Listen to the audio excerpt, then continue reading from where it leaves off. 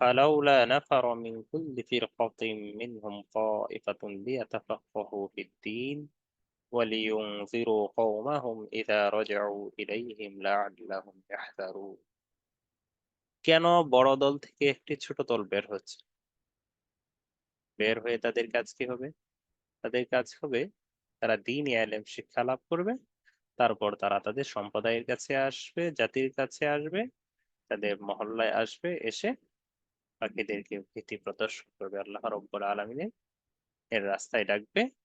এবং যে রাস্তায় চললে আখেরাতের ক্ষতি হয়, আখেরাতে সফল হওয়া যায় না, সেই রাস্তা থেকে বাধা দিয়ে মানুষদেরকে ভীতি প্রদর্শন করবে।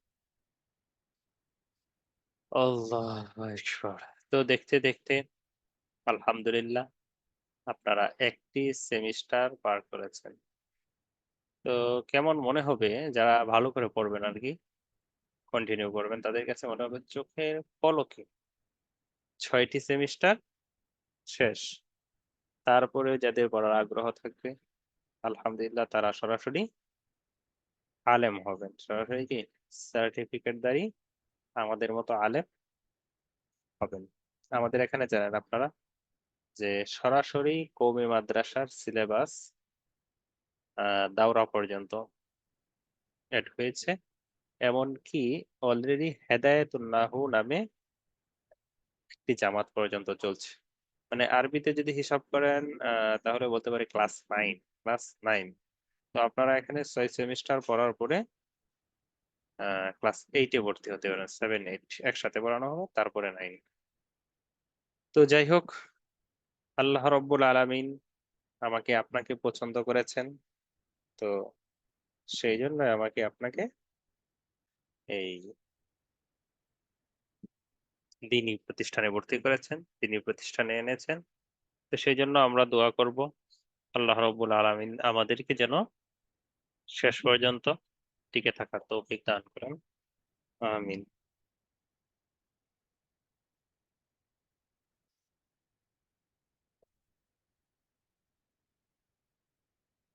তো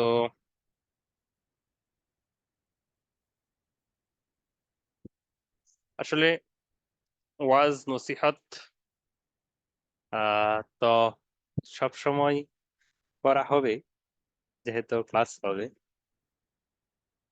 তো প্রথম দিন চাচ্ছি না একেবারে আপনাদের জন্য কঠিন হয়ে যাক, একদম পড়া দিয়ে দিলাম, পূর্ণ একটা মডিউল শেষ করে ফেললাম, তখন বলবেন কি আসলে এই উস্তাদ আহ, শুধু পড়াই বুঝে আর অন্য কিছু হয়তো বুঝে না, আর অন্য কোনো কিছু হয়তো বলতে চান না। যেমন আপনাদের আব্দুল ওয়াহিদ সাহেব, আহ তিনি গল্প বলতেন মাঝে মধ্যে, তাই না? তিনি আর আমি এক পাশেই বসি, আমরা দুজন সাথেই বসি। তো গল্প আমি আবার তেমন কিছু তেমন জানি না, তবে দু একটা কথা বলে আলহামদুলিল্লাহ ক্লাস শুরু করব। আমরা যে ইসলাম ধর্মে আছি, সেই উপর ইসলাম ধর্মের উপর আমল করতে হলে মৌলিকভাবে যদি 4টি হাদিস আমরা মানি, 4টি হাদিসের উপর আমল করি, বা কারো মতে 3টি, কারো মতে কি 3টি, তাহলে পূর্ণ ইসলামের উপর আমল করতে পারবো। তো এগুলো একটু নোট রাখার চেষ্টা করি, এগুলো আসলে পরীক্ষার সাথে কোনো সম্পৃক্ত বিষয়ও না, আর আমাদের ক্লাস রিলেটেড কোনো বিষয়ও না।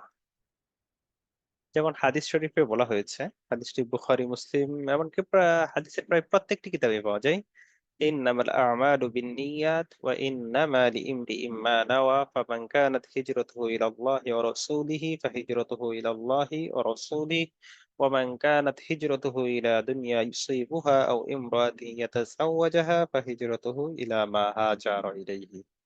রাসূল সাল্লাল্লাহু আলাইহি ওয়াসাল্লাম বলেন, ইন্নামাল আ'মাল বিন্নিয়াত, আমলের প্রতিদান হচ্ছে নিয়তের উপর। আমলের প্রতিদান কিসের উপর? নিয়তের উপর। ভাইয়েরা দু একজন কথা বলতে পারেন আমার সাথে, সমস্যা নেই। তো যে ব্যক্তি যে ধরনের নিয়ত করবে তার সেটাই বাস্তবায়িত হবে, সে সেটাই পাবে। অতএব যদি কোনো ব্যক্তি বিবাহের উদ্দেশ্যে হিজরত করে তাহলে সে বিবাহ করতে পারবে, তার সেটা অর্জন হবে। অতএব যদি কোনো ব্যক্তি দুনিয়া অর্জনের উদ্দেশ্যে হিজরত করে তাহলে সে সেটাই পাবে। অর্থাৎ ব্যক্তি যে ধরনের নিয়ত, যে ধরনের আহ উদ্দেশ্যে হিজরত করবে, তার সেটাই অর্জন হবে। তো একটু বোঝার চেষ্টা করুন। হাদিসে বলা হয়েছে যদি দুনিয়ার উদ্দেশ্যে কোনো ব্যক্তি হিজরত করে তাহলে তার হিজরতটা দুনিয়ার উদ্দেশ্যেই হবে। আর যদি বিয়ের উদ্দেশ্যে হয় তাহলে সেটাই হবে। তো এখানে একটা বিয়ের প্রশ্ন উদ্দেশ্যে। হতে পারে, হ্যাঁ, যে দুনিয়ার মধ্যে তো বিয়ে সম্পৃক্ত, তো পৃথকভাবে বিয়ের কথাটা কেন বলা হলো? তো আসলে এই হাদিসটা একটা শানে বুরুদ আছে, মানে এই হাদিসটা বলার একটা কারণ আছে। রাসূল সাল্লাল্লাহু আলাইহি ওয়াসাল্লাম তো আমরা জানি যে কোনো সময় আহ, যাকে ইচ্ছা তাকে যে কোনো ধরনের নির্দেশ দিতেন যেটা সে মানতে পারবে, বা আমভাবে বিভিন্ন ধরনের কথাবার্তা বলতেন, হাদিস বলতেন। এই হাদিসটা বলার একটা উদ্দেশ্য আছে, মানে একটা ঘটনা ঘটে গিয়েছিল, সেই ঘটনার পরিপ্রেক্ষিতে, মানে এমনিতেও কখনো বলতেন ওয়াজ নসিহতে, আবার কখনো কোনো কারণের কারণে বলতেন, কোনো একটা কারণ বা কোনো একটা ঘটনা ঘটে গিয়েছে, সেই ঘটনাকে সামনে রেখে, সেই ঘটনার উদ্দেশ্যে, সেই ঘটনাকে বোঝানোর উদ্দেশ্যে তিনি বলতেন। তো এই হাদিসটা এরকম যে রাসূল সাল্লাল্লাহু আলাইহি ওয়াসাল্লাম আমরা জানি মক্কা থেকে মদিনায় হিজরত করেছিলেন। এই হিজরতের দ্বারা উদ্দেশ্য ছিল ইসলামের প্রচার ও প্রসার। তো রাসূল সাল্লাল্লাহু আলাইহি ওয়াসাল্লামের সাথে সাহাবায়ে কেরাম যারা হিজরত করেছিলেন তাদেরও সেম একই উদ্দেশ্য। কিন্তু বাধা দাঁড়িয়ে গেল একজন সাহাবীর ক্ষেত্রে, যাকে মুহাজিরে উম্মে কায়েস বলা হয় কথা। উম্মে কায়েস নামক একজন মহিলাকে বিবাহ করার উদ্দেশ্যে তিনি হিজরত করেছিলেন। তো এই বিষয়টা আল্লাহ রব্বুল আলমিনের কাছে পছন্দনীয় হয়নি, সেই জন্য আল্লাহ রব্বুল আলমিন রাসূল সাল্লাল্লাহু আলাইহি ওয়াসাল্লামকে জানিয়ে দিয়েছেন যে আপনার এই সাহাবী এই উদ্দেশ্যে, বিয়ের উদ্দেশ্যে হিজরত করেছে। তো আরেকটা বিষয় লক্ষ্য করেন, এই হাদিস থেকে আমাদেরকে শেখা, হাদিস থেকে কিন্তু, হাদিসে কিন্তু সরাসরি বলা হয় নাই যে অমুক সাহাবী এই নাম, এই ব্যক্তি অতএব দুনিয়ার উদ্দেশ্যে, বিবাহ করার উদ্দেশ্যে হিজরত করেছেন, অতএব তার হিজরতটা এই জন্যই হবে।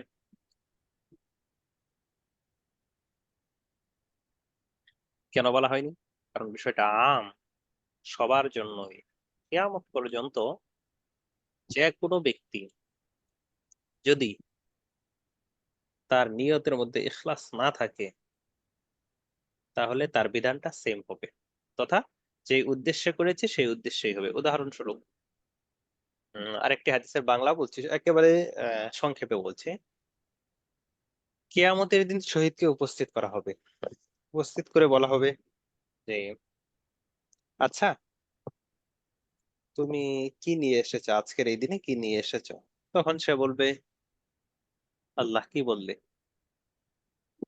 যেই জীবনকে বাঁচানোর উদ্দেশ্যে, যে জানকে বাঁচানোর উদ্দেশ্যে মানুষ গ্রাম থেকে শহরে যায়, শহর থেকে বিদেশে যায়, বিদেশের মধ্য থেকে আবার সিঙ্গাপুর, লন্ডন, কানাডা, বিভিন্ন ধরনের দেশে যায় যেন সে তার জীবনটা রক্ষা করতে পারে। তো সেই জীবনটা আমি তোমার রাস্তায় ব্যয় করেছি। আল্লাহ রাব্বুল আলামিন বলবেন মিথ্যা বলতে বান্দা, তুমি মিথ্যা বলেছ, তোমার উদ্দেশ্যটা ছিল না, তোমার উদ্দেশ্য ছিল লোক দেখানো, মানুষকে দেখানো যে মানুষ তোমাকে বীর বাহাদুর বলবে, মুজাহিদ বলবে। তো এটা তো বলা হয়েছে দুনিয়াতে, আজ আমার কাছে তোমার কিছু নেই, এই বলে তাকে জাহান্নামে নিক্ষেপ করা হবে। যাকাত দানকারীকে উপস্থিত করা হবে, বলা হবে তুমি কি নিয়ে এসেছো, কি আমল করে করেছো দুনিয়াতে? বলবে হে আল্লাহ, আমি যাকাত দিয়েছি, আমি এই করেছি সেই করেছি, যেই সম্পদের জন্য মানুষ তার জীবনকে পর্যন্ত বিসর্জন করে দেয়, সেই সম্পদ আমি তোমার রাস্তায় ব্যয় করেছি। আমি যাকাতও দিয়েছি, অতিরিক্ত সম্পদ ব্যয় করেছি, অতিরিক্ত সম্পদও জনকল্যাণার্থে ব্যয় করেছি। আল্লাহ তাআলা বললেন না রে বান্দা, না, তুমি তো মিথ্যা বললে, তোমার উদ্দেশ্য এটা ছিল না, তোমার উদ্দেশ্য ছিল মানুষ তোমাকে যাকাত দাতা বলবে, মানুষ তোমাকে দানবীর বলবে, মানুষ তোমাকে দাতা বলবে। তো তো বলা হয়েছে দুনিয়াতে, তুমি তো মাইকিং করেছিলে যে অমুক বাড়িতে অমুক এতটা সময় এতদিন পর্যন্ত জাকাতের কাপড় দিবে, এই দিবে সেই দিবে। তো সেটা তো তোমার দুনিয়াতে অর্জন হয়েছে, দুনিয়াতে তোমার অর্জন হয়েছে। তো আমার কাছে আর কি আছে তোমার কাছে তোমার জন্য? তারপর তাকে জাহান্নামে নিক্ষেপ করা হবে। তারপরে ইলমে দিন অর্জন করেছে যে তাকে উপস্থিত করা হবে, বলা হবে কি উদ্দেশ্যে তুমি তুমি কি কি নিয়ে এসেছো আজকের এই দিনে? সে বলবে আমি তোমার দিন শিক্ষা করেছি এবং মানুষকে সেই দিন শিক্ষা দিয়েছি। শিখিয়ে দিয়েছি। তো আল্লাহ তাআলা বলবেন, আরে তুমি যে এই দিন শিক্ষা দিয়েছো এটা তো আমার উদ্দেশ্য নয়, বরং তোমার এই দিন শিক্ষা দেওয়ার দ্বারা উদ্দেশ্য ছিল দুনিয়া কামানো, টাকা পয়সা কামানো, সুনাম সুখ্যাতি কামানো। মানুষ তোমাকে বলবে অমুক বক্তা, একবারে ওয়াজটা সেই রকম লাগে, আমার ছেলেকে তার মতো বানাবো। তো এটা তো তোমার উদ্দেশ্য ছিল, তো দুনিয়াতে তো মানুষ এগুলো বলেছে, আর তুমি তো টাকা অর্জন করেছো। তোমার ওয়াজ আমার কাছে নেই কোনো কিছু, এই কথা বলে তাকে জাহান্নামে নিক্ষেপ করা হবে। প্রিয় ভাইয়েরা ও বোনেরা, একটু চিন্তা করেন, একটু চিন্তা করেন। সম্পদ ওই ব্যক্তিরও ব্যয় হয় যে ব্যক্তি ইখলাসের নিয়তে ব্যয় করে, আর যে ব্যক্তি মানুষকে দেখানোর উদ্দেশ্যে ব্যয় করে সেই ব্যক্তিরও সম্পদ ব্যয় হয়। আবার যে ব্যক্তি আল্লাহ রব্বুল আলামিনের উদ্দেশ্যে ব্যয় করে সে সওয়াবও পায়, আর যে ব্যক্তি আল্লাহর উদ্দেশ্যে ব্যয় করে না সেই ব্যক্তি সওয়াব তো পায় না, বরং কি পানিশমেন্ট, আখেরাতে তার জন্য রয়েছে পানিশমেন্ট। পানিশমেন্ট। শাস্তি। উদাহরণটা আরেকটু সহজভাবে পেশ করি। আচ্ছা বলেন তো, যদি কোনো ব্যক্তি গাভী ক্রয় করে গোবরের উদ্দেশ্যে, তাহলে সেই গাভী দুধ দিবে কি না? দিবে। জি ওস্তাদ দিবে। দিবে। আচ্ছা বলেন তো, তো গাভী ক্রয় করা গোবরের উদ্দেশ্যে কি জ্ঞানী ব্যক্তির কাজ হতে পারে, না দুধের উদ্দেশ্যে ক্রয় করাটা জ্ঞানী ব্যক্তির কাজ হতে পারে? দুধের উদ্দেশ্যে ক্রয় করাটা দুধের জ্ঞানের কাজ। উদ্দেশ্যে ক্রয় করা। দুধের উদ্দেশ্যে ক্রয় করা। অতএব গাভীটা দুধ কতটুকু দেয়, কি পরিমাণ দেয়, দুধ কেমন, কেমন গাভীটা ক্রয় করা চাই, গোবর কতটুকু দেয়, এটা লক্ষণীয় বিষয়। আচ্ছা যারা হ্যান্ড রেজ করছেন তারা কি কোনো কিছু বলবেন, না এমনিতেই অটোমেটিকলি হয়ে আছে? ওনারা বোধহয় মাইক অন করার জন্য হ্যান্ড রেজ করেছেন নাকি? আচ্ছা ভাইদের মধ্য থেকে যারা আছেন, কোহোস্ট বোনদের মধ্য থেকে যারা আছেন তারা একটু লক্ষ্য করবেন, যদি কিছু বলতে চান তাহলে তাদেরকে করে দিবেন, এই আনমিউট করে দিবেন। তো আল্লাহ রব্বুল আলামিনকে রাজি খুশি ও সন্তুষ্টি করার উদ্দেশ্যে যেন আমার আপনার এলেম শিক্ষা অর্জন। হয়, আমার আপনার সমস্ত কাজ কাম হয়। আমি আশ্চর্য বোধ করেছি, উম সম্ভবত 5-6 মাস আগে একজন অ্যাডভোকেট সাহেব একটা লেখা দিয়েছিলেন। তার খালু, মাঝে মধ্যে হোয়াটসঅ্যাপটা চেক করি আর কি, তিনি প্রতিদিন লেখা দেন, সুপ্রিম কোর্টের একজন অ্যাডভোকেট। তো তিনি ফেসবুকে একটা গ্রুপ করেছেন, তো সেই গ্রুপে আমাকে আর কি সদস্য হিসেবে রেখেছেন। তো মাঝে মধ্যে পড়ি, তার লেখাগুলো খুব ভালো লাগে। সম্ভবত তার খালু বা অন্য একজনের মানে আমল তিনি বর্ণনা করছেন, যে লোকটা ছিল খুবই গরিব।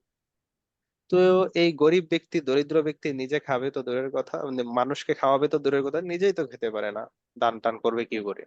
তো এই ব্যক্তি ভাঙতি টাকা পয়সা রাখতো, কি উদ্দেশ্যে, যে মানুষ দেখা যায় প্রায় সময় বিপদে পড়ে যায়, যে ভাঙতি টাকার প্রয়োজন হয়, তো সে ভাঙতি টাকা দিত, ভাঙতি টাকা দিয়ে সওয়াব অর্জন করতো।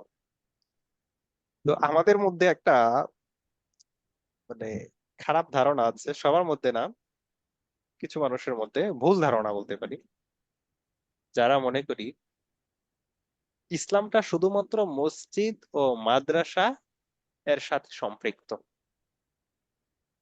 অন্য কোনো কিছুর সাথে না। এমনকি প্রতিবেশীকেও দেখতে পারে না দুই চোখে। আমি আমার নিজেরটা বলি। আজ থেকে 5 বছর আগে আমার মন মানসিকতা এমন ছিল যে কেউ আমাকে একটা থাপ্পড় দিয়েছে, সেটা আমি তাকে দিব, ঘুরিয়ে দিব। অথবা একটা গালি দিয়েছে, সেটার উত্তর 2 দিন আগে হোক বা পরে হোক দিব।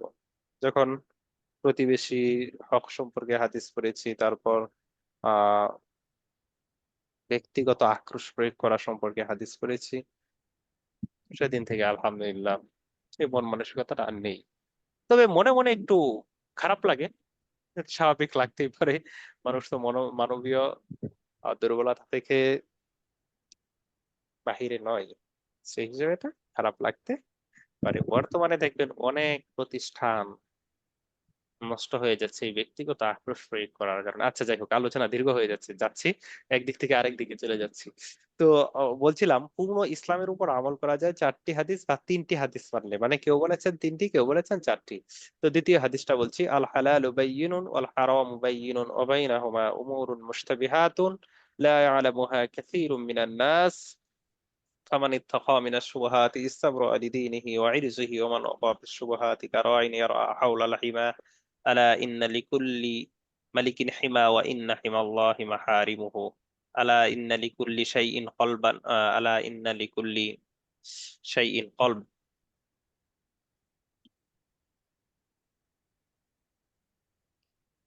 إن في الجسد مضغة وإذا صلحت صلح الجسد كله وإذا فسدت فسد الجسد كله ألا وهي القلب। তো হাদিসের বাংলা হচ্ছে, হালাল ও হারাম উভয়টাই সুস্পষ্ট, তবে এত উভয়ের মাঝে আছে, একেবারে সংক্ষেপে বলছি, এত উভয়ের মাঝে আছে কিছু বিষয় যেগুলো সাদৃশ্যপূর্ণ, সন্দেহজনক। কখনো বা মনে হয় হালাল, কখনো মনে হয় হারাম। মানে কোনো দিকে যাওয়া যায় না, নিশ্চিতভাবে কোনোটা বলা যায় না। তো যে ব্যক্তি এই সন্দেহযুক্ত বিষয় থেকে, সন্দেহপূর্ণ বিষয় থেকে বেঁচে থাকলো, সেই ব্যক্তি তার ঈমান আমল রক্ষা করলো, নিজের মান সম্মান রক্ষা করলো। আর যে ব্যক্তি এটার মধ্যে পতিত হলো, সে তার ঈমানও ধ্বংস করলো, নিজের সম্মানও ধ্বংস করলো। তো পরের অংশে বলা হচ্ছে,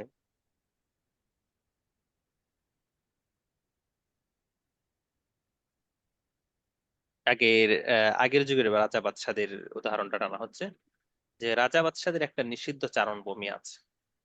নিষিদ্ধ চারণভূমি, যে চারণভূমিতে শুধুমাত্র তাদেরই রাখালি করে, অন্যদের পশু যেতে পারে না।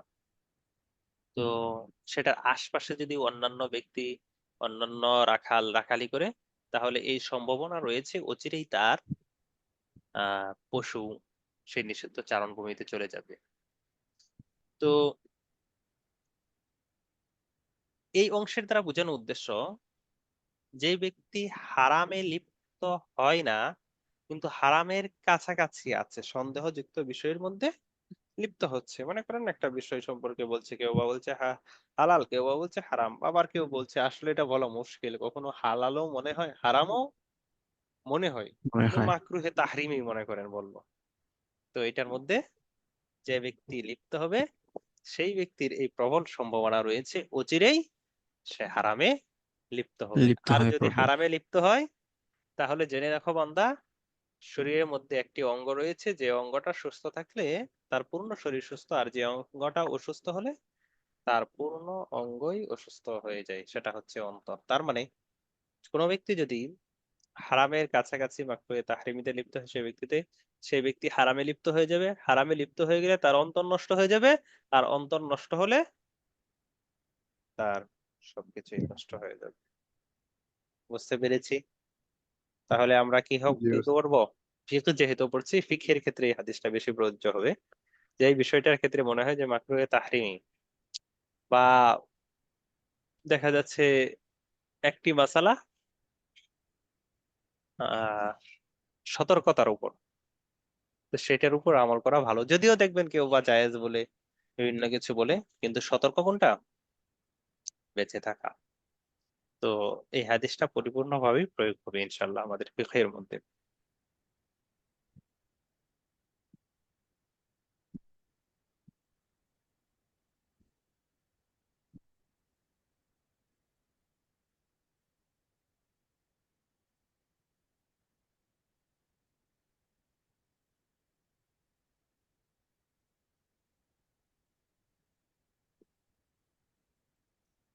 আরেকটি হাদিস হচ্ছে, লা ইউমিনু আহাদুকুম হাত্তা আকুনা আহাব্বা ইলাইহি মিন ওয়ালিদিহি ওয়া ওয়ালাদিহি ওয়ান নাসি, লা ইউমিনু আহাদুকুম হাত্তা ইউহিব্বা লি আখিহি মা ইউহিব্বু লিনাফসিহি। তোমাদের মধ্য থেকে ততক্ষণ পর্যন্ত কোনো ব্যক্তি মুমিন হতে পারবে না যতক্ষণ পর্যন্ত না নিজের জন্য যেটা পছন্দ করে অপরের জন্য সেটা পছন্দ করবে। এই হাদিসটা থেকে আমাদের বাস্তবিক একটা উদাহরণ বুঝতে পারি আমরা। উদাহরণটা কি? যে হাদিসে বলা হচ্ছে মুমিন হতে হলে নিজের জন্য যেটা পছন্দনীয় সেটা অপরের জন্য পছন্দ করা।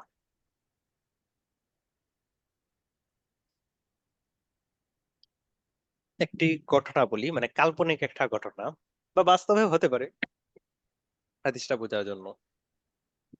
একজন ব্যক্তি মসজিদের মনে করেন সভাপতি সাহেব ইমাম সাহেবকে এসে বলছে, আমার জন্য আমার ছেলের জন্য দোয়া করেন, আল্লাহ যেন ওই চাকরিটার ব্যবস্থা করে দেয়।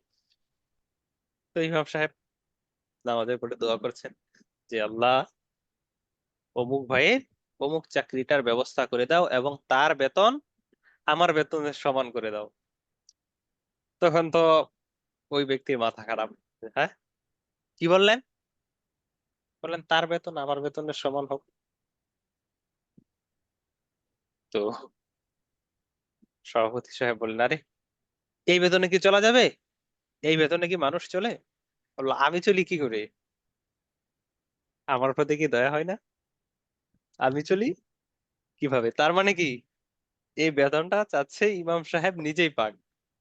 ইমাম সাহেব কি নিজে পাক, আর আর ছেলেরটা কি চলে আসুক। অনেক সময় বলে দেখবেন হুজুরদের টাকায় বরকত আছে, কম হলেও কি বরকত বরকত আছে। আছে।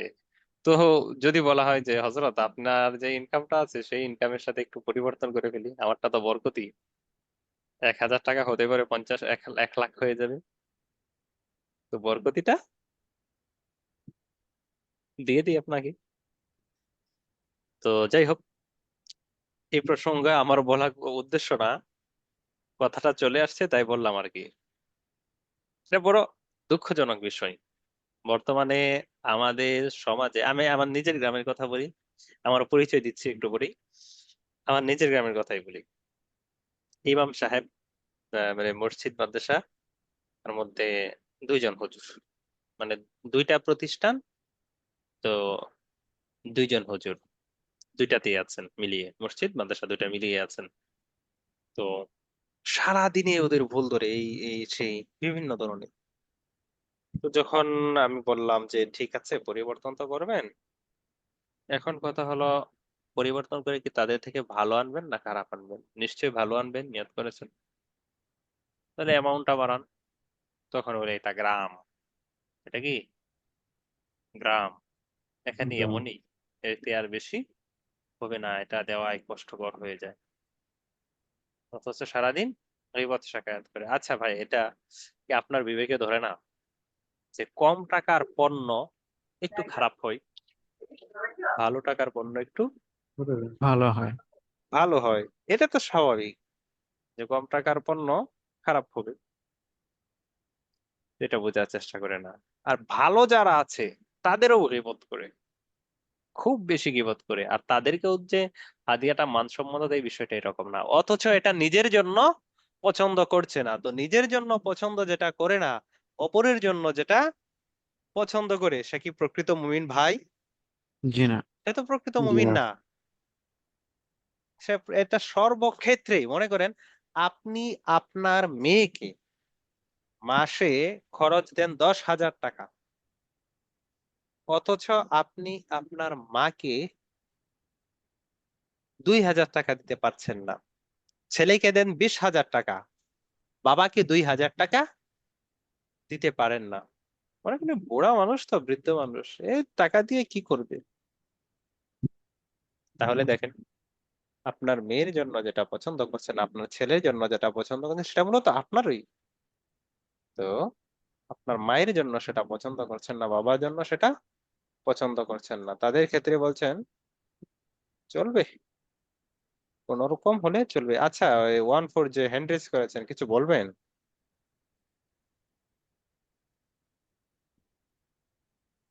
আচ্ছা, বোন যারা মনে হয়। এই বোন আচ্ছা, উস্তাদ। বোন। জি মনে জি, হয় ওনার ভুলে বোন। ভুলে হ্যান্ড রেজ হয়ে আছে। না, এমন যেন না হয়, তাহলে হ্যান্ড রেজ করলে সাথে সাথে ডাউন করে দেয়, হ্যান্ড ডাউন যেন হয়ে যায়। আল্লাহ, এই যে বারবার করে, এতে তো ক্লাসের মনোযোগ নষ্ট হয়ে যায়। তো এই উদাহরণটা আপনি বিভিন্ন ভাবে দেখতে পারেন, যে আপনি আপনার নিজের জন্য অনেক কিছু পছন্দ করেন, আপনার বেতনটা যেন আপনার কর্মচারী মনে করেন, আপনার অফিসের বা আপনার সহপাঠী মনে করেন, যে তার হোক খারাপটা, আপনার হোক ভালোটা, আপনি এটা চাচ্ছেন, তার মানে আপনি প্রকৃতপক্ষে মুমিন হতে পারেননি। আরেকটি হাদিস বলে শেষ করছি। মিন হুসনি ইসলামিল মারই তারকুহু মা লা ইয়ানিহি। ব্যক্তির ইসলামের সৌন্দর্য হলো অনর্থক কাজ ছেড়ে দিবে, অনর্থক বিষয় ছেড়ে দিবে, অনর্থক বিষয় পরিত্যাগ করবে। দেখবেন, আমরা যারা মুসলমান তাদের কথাই বলি, যখন ইসরায়েল ফিলিস্তিন যুদ্ধ হয়, তখন মনে হয় যে ব্রাজিল, আর্জেন্টিনা, জার্মান, বিশেষ করে যে সমস্ত দেশ তাদেরকে সাপোর্ট করে, যে তারা হচ্ছে আমাদের চিরতর শত্রু, তারা হচ্ছে বেঈমান, তাদেরকে অনুসরণ করা যাবে না। কিন্তু যখন খেলার সময় চলে আসে, তখন ব্রাজিলের পতাকা, আর্জেন্টিনার পতাকা, জার্মানির পতাকা আমার আপনার ঘরের মধ্যে থাকে। বড় দুঃখজনক বিষয়। একটু যদি লজ্জা শরম আমার আপনার থাকতো, তাহলে আপনি আমি এটা কোনো অবস্থাতেই করতে পারতাম না। আল হায়া শুবাতুম মিনাল ঈমান, এই জন্যই রাসূল সাল্লাল্লাহু আলাইহি ওয়াসাল্লাম বলেন, লজ্জা হচ্ছে ঈমানের অংশ, ঈমানের অঙ্গ। আমাদের ভাই বোনদেরকে মারে, যারা মারে তাদেরকে আমরা অনুসরণ করি, তাদের পতাকা আমার আপনার ঘরের মধ্যে আছে। অমুকের অনুসারী, অমুকের খেলাটা আমি খুব ভালো পছন্দ করি। এমনকি কিছু নির্বোধ আছে যারা আত্মহত্যা পর্যন্ত করে। ঝগড়া লাগে যে কয়বার কে বিশ্বকাপ নিয়েছিল, আগামীতে কে নিবে, এই টেনশনে তার মাথা শেষ। আচ্ছা বলেন তো ভাই, এটা কি দুনিয়াবি কোনো ফায়দা আছে? আখেরাতেরটা বাদেই দিলেন, দুনিয়াবি কোনো ফায়দা আছে? জি না উস্তাদ। জি না উস্তাদ। যদি চিন্তা করা হয় গভীরভাবে, কেন স্বাভাবিকভাবে চিন্তা করেন, এতে আপনার আমার বিন্দু পরিমাণ দুনিয়াভিও কোনো স্বার্থ ফায়দা নেই। নেই। আখেরাত তো লেটে এলুন, অনেক দূরের বিষয়।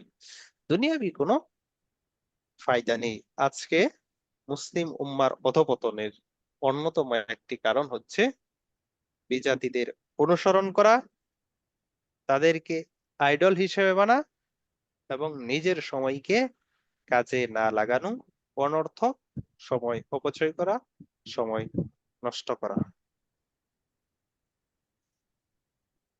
অনেক মানুষ আছে আমাদের সমাজে যারা গরিব, তো কিছু গরিব তো আছে এমনিতেই। আর অধিকাংশ ক্ষেত্রে দেখবেন গরিব হয় নিজের দোষে, কিছু করতে মন চায় না, একটা কর্ম করে 7-8 হাজার টাকা বেতন পাই, এটার মধ্যে সীমাবদ্ধ করে অন্য একটা কিছু যে খুঁজবে সেটার সময় নাই, কারণ একটু ফেসবুক চালাতে হবে, সাস্টলে বসে আলাপ আলোচনা করতে হবে, বিভিন্ন ধরনের দায়িত্ব তার আছে, যেই দায়িত্ব না দুনিয়াবি কোনো ফায়দা আছে, না আখেরাতের কোনো ফায়দা আছে। ফায়দা আছে। আল্লাহ আমাদেরকে সঠিক বুঝে দান করুন, আমিন। আমি হ্যাঁ। তাহলে 4টা হাদিস উল্লেখ করলাম, এক এক বললাম যে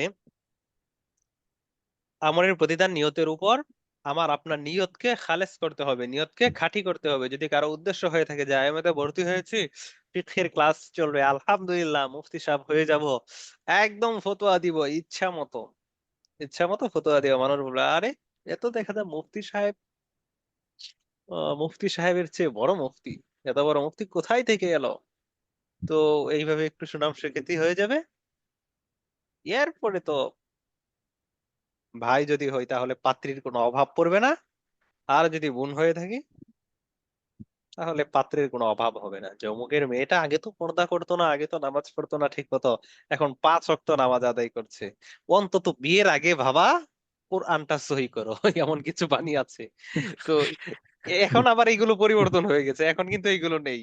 আগে দেখতাম আর কি, ওই আমাদের বাপ চাচারা যখন বিয়ে করতো, আম, বিশেষ করে আমি আমার নিজেরটাই বলি, আমার তো ইয়ে নেই মানে আমি আমার নানার বংশে দাদার বংশে সর্বপ্রথম মাদ্রাসায় ভর্তি হয়েছি।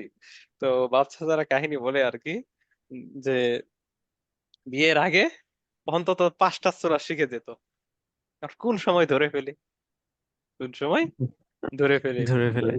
এমনকি ধরাও হয়েছিল। আচ্ছা যাই হোক। তো আসলে এইগুলো আগে ছিল। এখন বিশেষ করে মেয়েদের ক্ষেত্রে কিছুটা থাকে, যেহেতু কেউ চায় না স্বাভাবিকভাবে, যদি রুচি একেবারে আহ নিকৃষ্ট হয়ে থাকে তাহলে সেটা ভিন্ন কথা।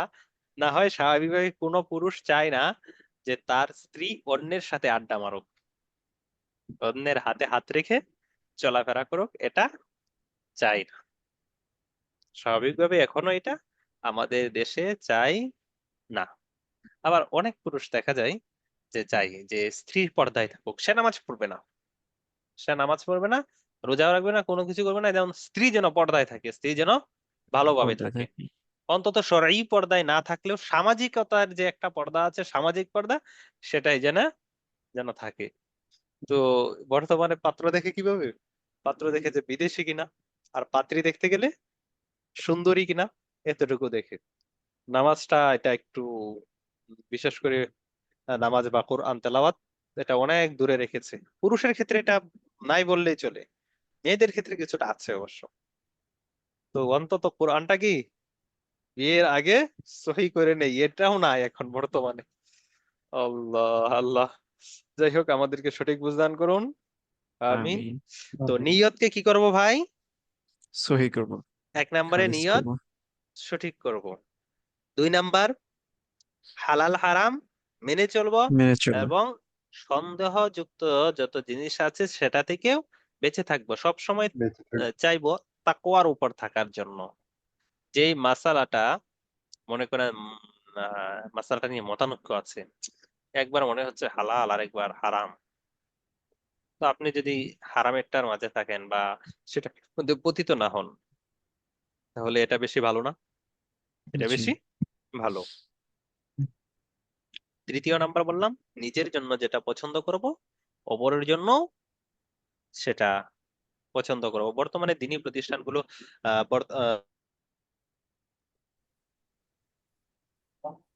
গরমের সম্মানিত খতিব সাহেব তিনি লিখেছেন যে বর্তমানে প্রতিষ্ঠানের অধপতনের কারণ এবং প্রতিষ্ঠানগুলো ধ্বংস হওয়ার কারণ যে যোগ্য শিক্ষকরা থাকে না, তাদের ফেসিলিটি দিতে পারে না ভালো, বেতন ভালো থাকে না, দেখা যায় বিল্ডিং হয় বড় বড় অনেক বিল্ডিং হয় কোটি কোটি টাকা দিয়ে, তো শিক্ষকের বেতন দেয় না। আরে ভাই, বর্তমানে গ্রামেও যদি কোনো ব্যক্তি থাকে তাহলে 20,000 টাকা লাগে। যদি পরিবারের সদস্য 2-1জনও থাকে তাহলে কমপক্ষে 20,000 টাকা প্রয়োজন হয়। তো কথায় আছে 10-এর লাঠি 1-এর বোঝা। আচ্ছা। তো দেখা যায় অনেক সময় অনেক মানুষ দান সদকাও করে না মসজিদে, বা ইমাম সাহেবকে বেতনটা দিবে সেটাও দেয় না ঠিক মতো, মাদ্রাসায় শিক্ষককে বেতনটা দেয় সেটাও দেয় না ঠিক মতো, ওই ঠেলা ধাক্কার কারণে। যে সভাপতি অমুক কেন, কারণ সভাপতির সাথে তার শত্রুতা। তো সভাপতি ভালো করে চালালেও সে মানতে রাজি না, যে ইয়ে তো বেয়াদব, আমার সাথে বেয়াদবি করেছে, ওর কথা ব্যক্তিগত আক্রোশ প্রয়োগ করে। তো আসলে ভাই আমার যদি উদ্দেশ্য হয়ে থাকে যে আল্লাহর রাস্তায় ব্যয় করা, আল্লাহর দিন কিভাবে সমুন্নত হয়, মানুষ কিভাবে ইলম শিখে বেশি, সেটার চিন্তা ফিকির করা, তো সেই ক্ষেত্রে আমার তো এটা দেখার প্রয়োজন নেই। যদি দেখি পড়ালেখা হচ্ছে বা কিভাবে হতে পারে, সে চায় আমার শত্রু হোক, আমি কিভাবে কিভাবে উন্নতি হতে পারে প্রতিষ্ঠানের, এবং আমি কিভাবে কাজে লাগাতে পারি নিজেকে, সেই চিন্তা ফিকির করা। এটা না করে করছি উল্টোটা। তো এই কারণে দেখবেন অনেক প্রতিষ্ঠান ধ্বংস হয়ে যাচ্ছে। তো আমি শুধু এটার কথা বলছি না, আরো যত ভালো কাজ আছে, এটার কি কথা প্রসঙ্গে চলে আসলো যে নিয়তকে সঠিক করা, তারপরে নিজের জন্য যেটা পছন্দ করা সেটা অন্যের জন্য পছন্দ করা, চলে সন্দেহ আসছে করা। বিষয়টা, সেই জন্য আর কি বললাম। দেখবেন গ্রামের মধ্যে বর্তমানে 30 জন 50 জন ব্যক্তি পাওয়া যাবে যারা মাসে 1,000 টাকা করে দিতে পারে। আসলে আল্লাহর রাস্তায় দান তো হবে ভিক্ষা স্বরূপ না, আল্লাহর রাস্তায় দান হবে মন থেকে। যে আমি আমার পরিবার চালাতে গিয়ে 1,000 টাকা দিয়ে 500 টাকা দিয়ে একটা মাছ কিনতে পারি, 1,000 টাকা কেজি গরুর গোশত কিনতে পারি, 1200 টাকা কেজি খাসির গোশত কিনতে পারি, তাহলে আল্লাহর রাস্তায় একদিন আমার 1,000 টাকা দিতে সমস্যা কি? আমি একটু যদি কষ্ট হয় তাহলে কষ্ট করে চললাম না?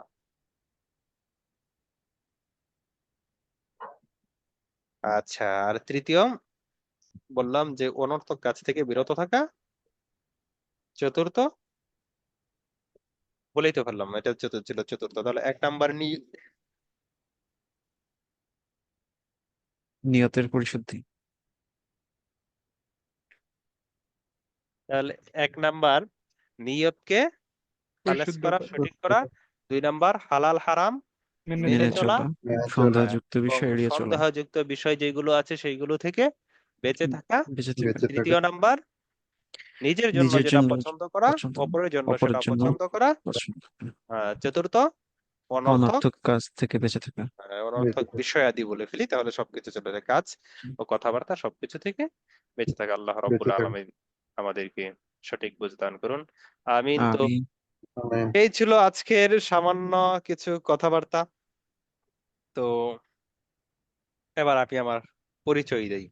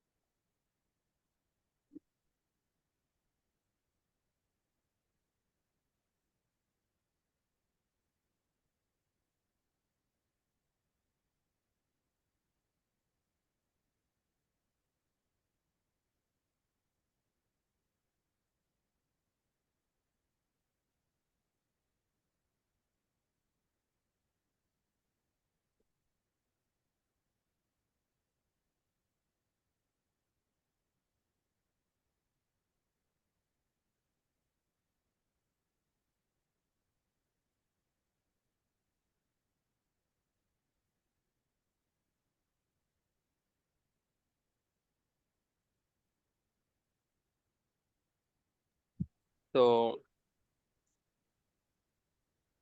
আমি আমার পরিচয় দিচ্ছি। যেহেতু আমার প্রথম সেমিস্টারে কোনো ক্লাস ছিল না, আমার ক্লাস তৃতীয় চতুর্থ সেমিস্টার থেকে থাকে। তো এবার দ্বিতীয় সেমিস্টারে এসেছে। আপনারা জানেন মুফতি মুজিবুল ইসলাম সাহেব চলে গেছেন। তিনি আমার জি ক্লাসমেট।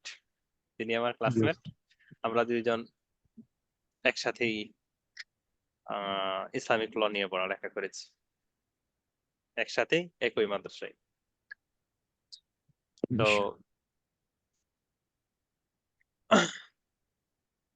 আমি আমার পরিচয় দিচ্ছি। আমি জুবায়ের হাসান।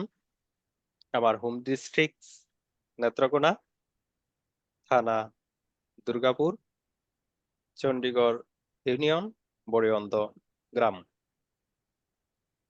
শিক্ষা জীবন, আমি আমার প্রাথমিক শিক্ষা শুরু করি আমার গ্রামের পার্শ্ববর্তী গ্রাম দ্বারা।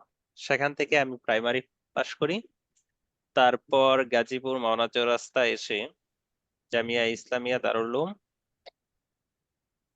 মাদানিয়া কওমি মাদ্রাসায় ভর্তি হই। সেখানে আমি 3 বছর পড়ালেখা করি। তারপরে সাভার রাজফুলবাড়িয়ায় 2 বছর পড়েছি। তারপর মালিবাগ চৌধুরীপাড়া আরো 2 বছর। তারপর জামিয়া মাদানিয়া বারিধারা গুলশান, সেখানে পড়েছি 4 বছর। আর সেখান থেকেই দাওরাই হাদিস তথা মাস্টার্স ও ইসলামিক ল নিয়ে পড়ালেখা করেছি। ইসলামিক ল মানে যেটাকে আপনারা মুফতি বুঝেন। তো সেই ক্লাসে আমি এবং মুফতি মুজিবুল ইসলাম সাহেব ছিলাম। তারপরে মান্ডায় অবস্থানরত আইউমের প্রিন্সিপাল মুফতি জুবায়ের আহমদ সাহেব হাফিজাহুল্লাহ এর প্রতিষ্ঠান ইসলামিক দাওয়া ইনস্টিটিউটে কম্পারেটিভ রিলিজিয়ন নিয়ে তথা তুলনামূলক ধর্মতত্ত্ব নিয়ে পড়ালেখা করেছি। তো 1 বছর। তারপর থেকে আলহামদুলিল্লাহ আপনাদের খেদমতে IOM ইসলামিক অনলাইন মাদ্রাসায় আছি। বর্তমানে IOM এ আছি এবং ইফতা বিভাগ ইসলামিক ল তেও আছি। ইসলামিক লটাও মুফতি জুবাইর আহমদ সাহেবের, এটাও মান্ডায় অবস্থান, এই ইসলামিক দাওয়ার সাথেই। তো এই দুইটা প্রতিষ্ঠানে আছি, হুজুরের দুইটা প্রতিষ্ঠানে আছি, আলহামদুলিল্লাহ। তো এই ছিল আমার সংক্ষিপ্ত পরিচয়। তো আজকে একেবারে না পড়ার থেকে something is better then nothing হিসেবে কিছু পড়ি, হ্যাঁ? ইনশাআল্লাহ। জি ওস্তাদ। তো প্রথম মডিউলে আপনারা দেখতে পাচ্ছেন সালাতের সিজদা ব্যতীত ইসলামী শরিয়াতে আরো 3টি সিজদা রয়েছে। সালাতের সিজদা ব্যতীত ইসলামিক শরিয়াতে কয়টি সিজদা রয়েছে? 3টি সিজদা রয়েছে। 3টি সেজদা 3টি রয়েছে। সিজদা রয়েছে। জি। এক, সিজদায়ে সাহু। এক কি? সিজদায়ে সাহু। সিজদায়ে সাহু। সাহু। জি, ভাইরা সাথে সাথে বলবো। জি। বোনেরা ইচ্ছা যদি করি তাহলে মিউট হয়ে বলবো, মিউট হয়ে বলবো, তাহলে ক্লাসের মধ্যে ইনশাল্লাহ হয়ে যাবে। চেষ্টা করবেন ক্লাসের মধ্যে 100% অর্জন করতে। আর ফিকহ তো আসলে কোনো কঠিন বিষয় না আপনাদের জন্য আর কি, আপনারা শুধু বুঝে নিবেন। এটা তো গ্রামার না। চতুর্থ সেমিস্টার দেখবেন সরফ আমি পড়াই, তো সেখানে দেখবেন কেমন কেমন লাগে, শুধু মুখস্থ আর মুখস্থ। তো এখানে এমন কিছু না, এখানে শুধু বুঝে নেওয়া। তো 1 নাম্বার হচ্ছে সেজদায়ে সাহু, 2 নাম্বার সেজদায়ে তিলাওয়াত, 2 নাম্বার কি? সিজদায়ে তিলাওয়াত। সেজদায়ে 2 তেলাওয়াত। নাম্বার সিজদায়ে সেজদায়ে তিলাওয়াত। তেলাওয়াত। 3 সেজদায়ে শুকর, 3 সিজদায়ে সেজদায়ে শুকর। সেজদায়ে শুকর। শুকর। তো 1 নাম্বার হচ্ছে সেজদায়ে সাহু। সাহু, সাহু। 2 সিজদায়ে তিলাওয়াত। সেজদায়ে তেলাওয়াত। 3 সিজদায়ে সেজদায়ে শুকর। শুকর। সেজদায়ে শুকর। শুকর। তো এইগুলো কি সালাতের সিজদা ব্যতীত আরো 3টি সিজদা। সিজদা। তো প্রথম প্রকার দেখতে পাচ্ছি সেজদায়ে সাহু। তো এটা কাকে বলে? আমি আগে নিজের ভাষায় বলছি। সেজদায়ে সাহু বলা হয় নামাজের মধ্যে আহ শেষ ওয়াজিব রাকাতে, নামাজের আচ্ছা। মাঝে শেষ শেষ রাকাতে। শেষ বৈঠকে সালামের পর 2টি অতিরিক্ত যে সিজদা দেওয়া হয়, এক ডান দিকে সালাম ফিরিয়ে অতিরিক্ত যে 2টি সিজদা দেওয়া হয় এটাকেই বলা হয় সেজদায়ে সিজদায়ে সাহু। সেজদায়ে সাহু। সাহু। তাহলে সেজদায়ে সাহু কাকে বলে বললাম? নিজের ভাষায় বলছি আগে। হুম শেষ বৈঠকে তাশাহুদের পরে সালাতের অতিরিক্ত যে মধ্যে শেষ 2টা বৈঠকে। হুম সেজদা দেওয়া হয়। শেষ বৈঠকে,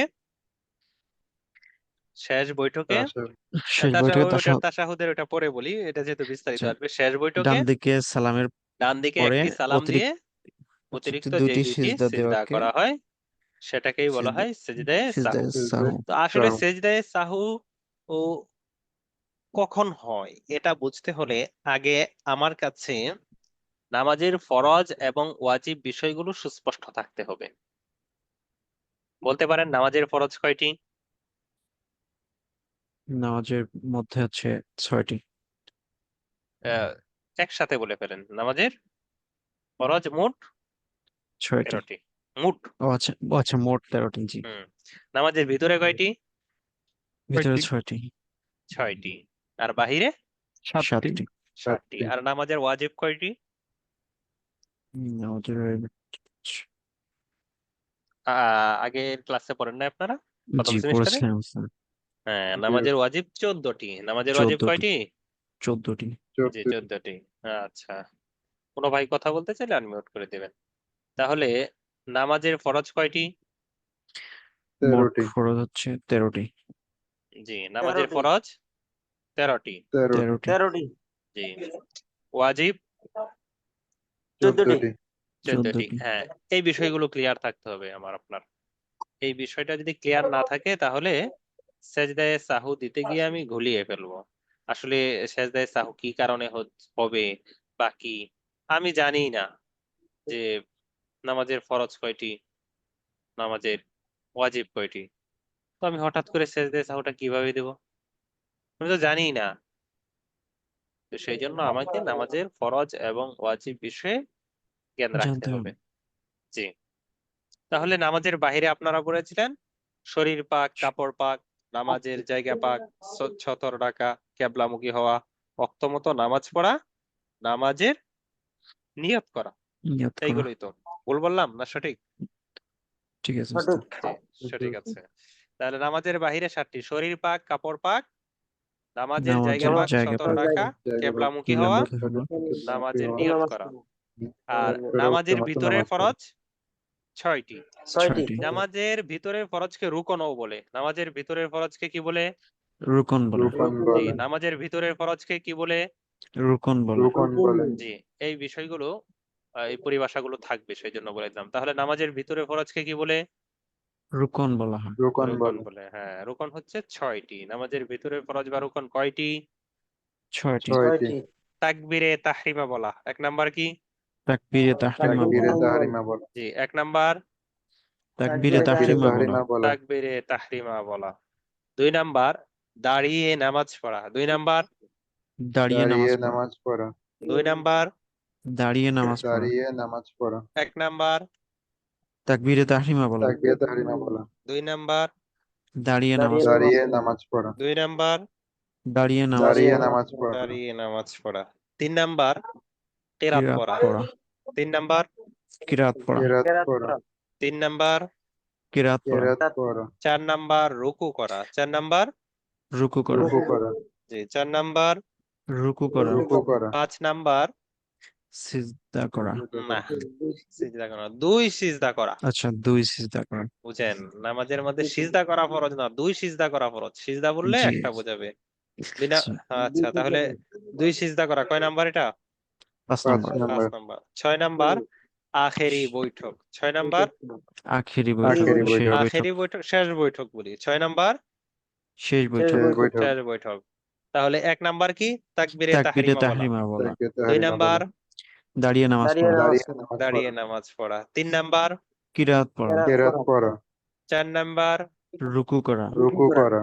5 2 সিজদা 2 করা। সিজদা করা। 6 শেষ বৈঠক। শেষ বৈঠক শেষ করা। বৈঠক করা। এই যে দেখেন, এই নামাজের ভিতরের ফরজগুলো যে আছে এইগুলো, ওর মধ্যে বিশেষ করে আখেরি বৈঠক, শেষ বৈঠক, এটার সাথে অনেক মাসালা সম্পৃক্ত হয়ে যাবে দেখবেন। অনেক মাসালা সম্পৃক্ত হয়ে যাবে এই সেজদায়ে সাহুর ক্ষেত্রে।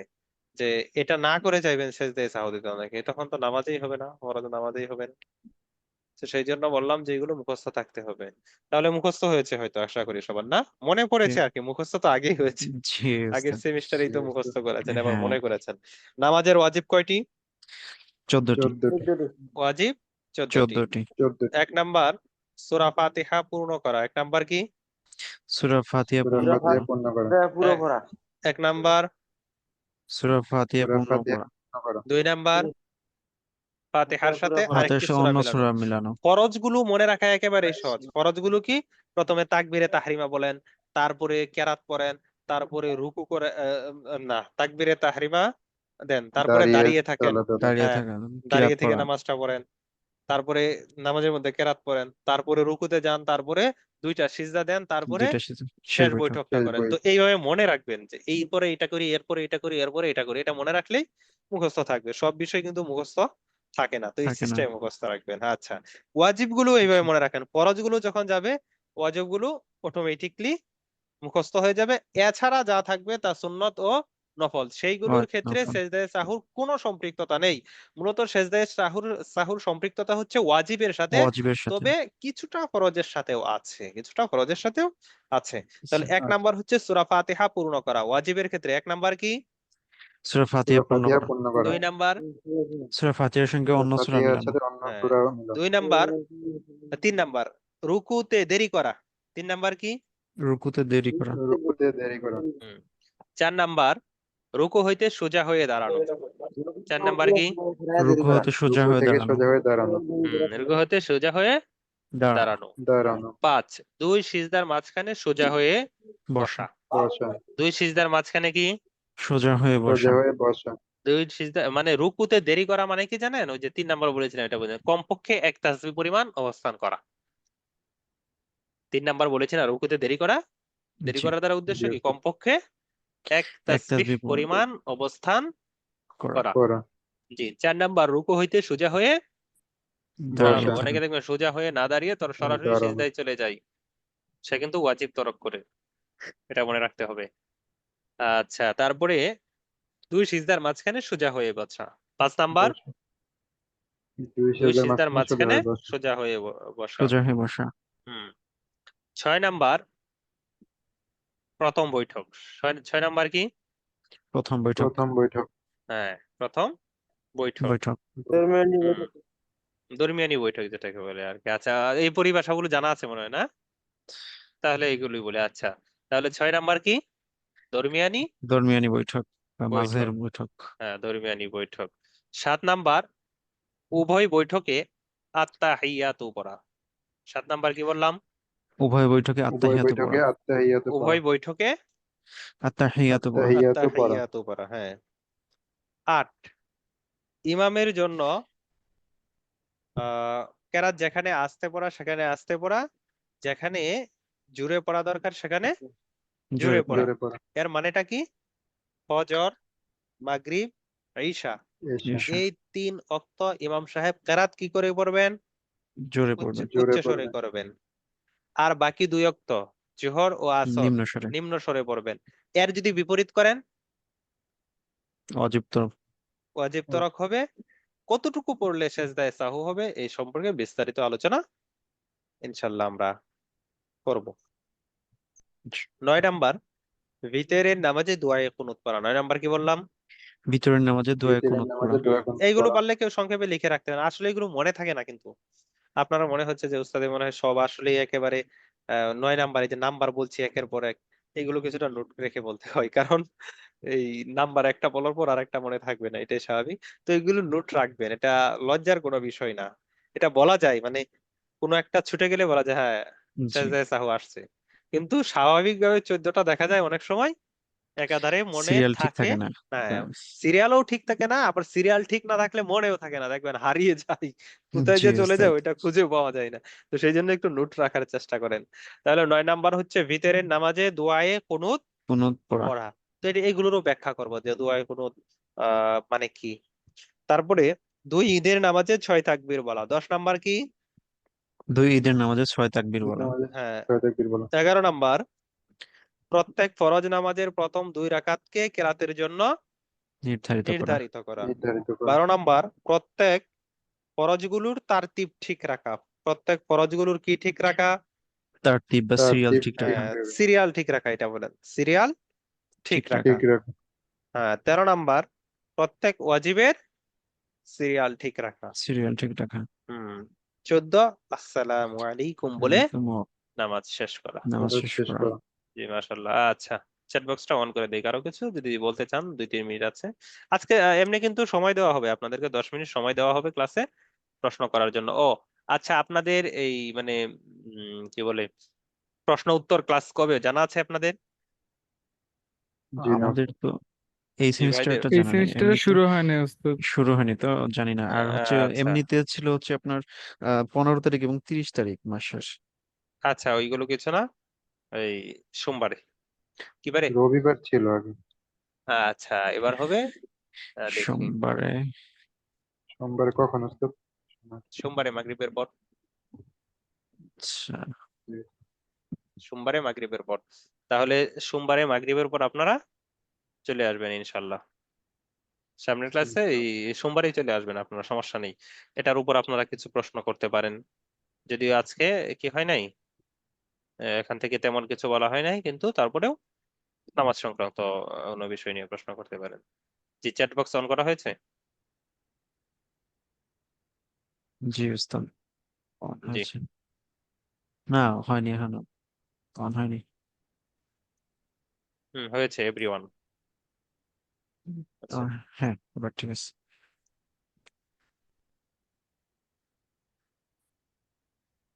যে বোনেরা যদি থাকতে চান, বোনেরা প্রশ্ন লিখে করতে পারবেন আর কি। হুম, হুম। প্রত্যেক ফরজ নামাজের প্রথম 2 রাকাতকে কিরাতের জন্য নির্ধারিত করা, এটা বলেছিলাম। আল্লাহ, তো আজকে কিন্তু সময় দেওয়া হয় না প্রশ্নের, মূলত বিষয়টা এরকম না, আজকে আলোচনা করা হয়েছে, সেই জন্য আর কি কিছু বলা হয়নি। বুঝতে পেরেছেন? অনেকে মনে করতেন যে হয়তো হয় নাই, মানে শেষ হয় নাই, এই সময় দেওয়া হচ্ছে না, আসলে সময় দেওয়া হবে।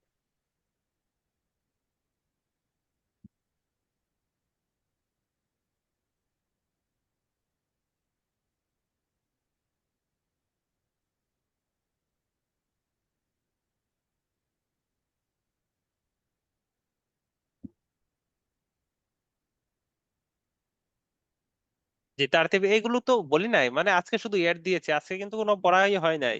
অনেকে মনে করছেন যে কি যেন বাদ রয়েছে বা কি, আসলে এমন কিছু না। আজকে কি শুধু এড দেওয়া হয়েছে, আজকে কিছুই পড়া হয় নাই। ভিতরে সালাতে দোয়া কুনুত পড়া আমি বলবো, এগুলো আগামী ক্লাসে বলবো, আজকে শুধু বলে দিলাম আপনারা যেন শিখে আসেন। আপনারা নামাজের ফরজগুলো শিখে আসবেন এবং ওয়াজিবগুলো শিখে আসবেন। এইগুলো শিখলে আমাদের সামনে পড়াটা সহজ হবে, এটা বোঝাতে চাচ্ছি আমি। আমি কিন্তু আজকে এই মানে পড়াই নাই আপনাদেরকে, আপনাদেরকে পড়াটা মানে আগের পড়াটা একটু শিখে আসতে বলছি।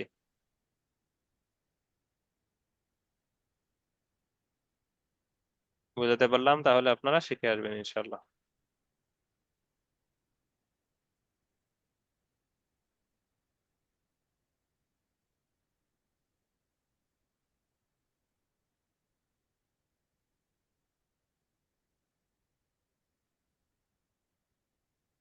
জি হ্যাঁ, আমাদের ক্লাস তো সময় শেষ। আপনারা অনেকেই বলছেন এইগুলো কি কি যেন, ওইগুলো তো আপনারা শিখে আসবেন। আসলে পড়ানো হয় নাই আজকে, কোনো কিছু পড়ানো হয় নাই। ভিতরে সালাতে দোয়া কুনুত, হ্যাঁ এটা বলবো বলবো, বিস্তারিত বলবো। আজকে শুধু বললাম যে আপনারা শিখে আসবেন, এতটুকু বুঝাতে চেয়েছি। আজকে মূলত কোনো পড়া হয় নাই, আমি কোনো পড়া দেইনি, আপনারা যেন শিখে আসেন এটা বোঝাতে চাচ্ছি।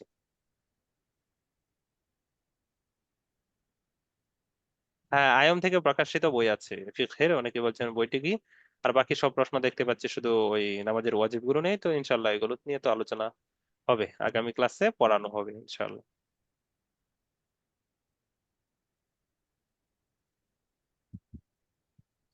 প্রথম সেমিস্টারে তাজভিদের মতো কণ্ঠ লাগছিল। হুম। আল্লাহ, মামুন সাহেবের মতো লাগছিল। জি ওস্তাদ। জি, ঠিক আছে। মামুন সাহেব আর আমি একই বাসায় থাকি তো সেই জন্য হয়তো অনেকেই বলেন মুজিব সাহেবের মতো লাগে, তো সেটার উত্তর হচ্ছে আমরা দুইজন ক্লাসমেট তো তাই। মুজিব সাহেবের মতো লাগে। অনেকেই ঘুলিয়ে ফেলেন। আহ, আচ্ছা, সিজদার নিয়ম আমি তো পড়াই না আজকে কোনো কিছু, আজকে পড়াই না এগুলো, ইনশাল্লাহ আগামী ক্লাসে বলবো, আগামী ক্লাসে পড়াবো ইনশাল্লাহ। জি, ঠিক আছে, আজ এ পর্যন্তই। ঠিক আছে।